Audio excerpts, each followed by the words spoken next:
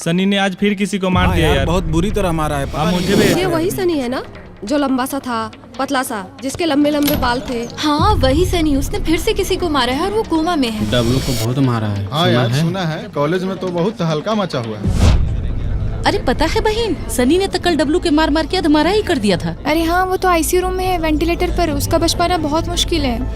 वैसे सनी ने डब्लू को सही ही मारा है।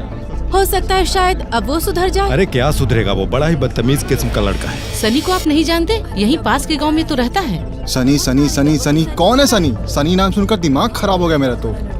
कॉलेज के सभी छात्र छात्राएं ऑडिटोरियम में एकत्रित हों। प्रिंसिपल साहब आप सभी से बात करना चाहते हैं।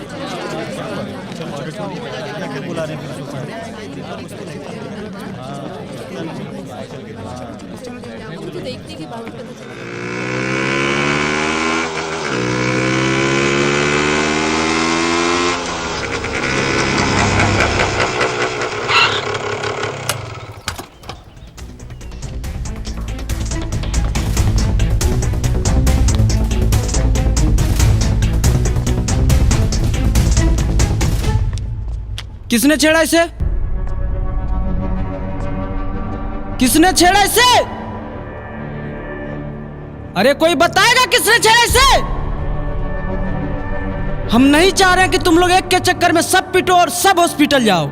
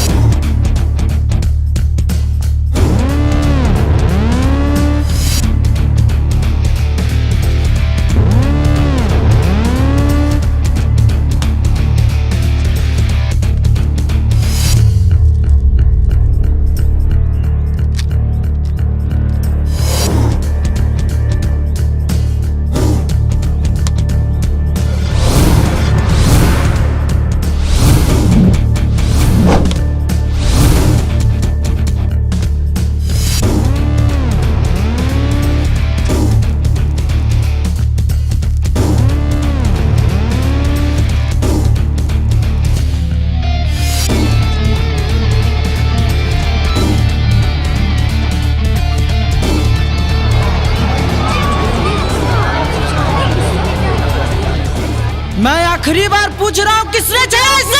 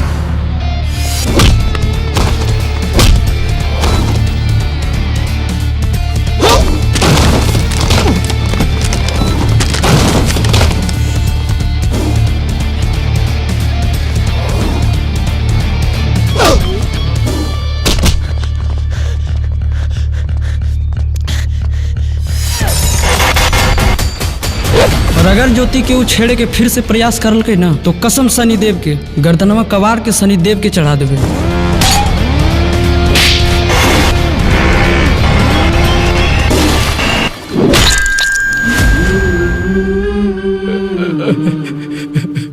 शनि पापा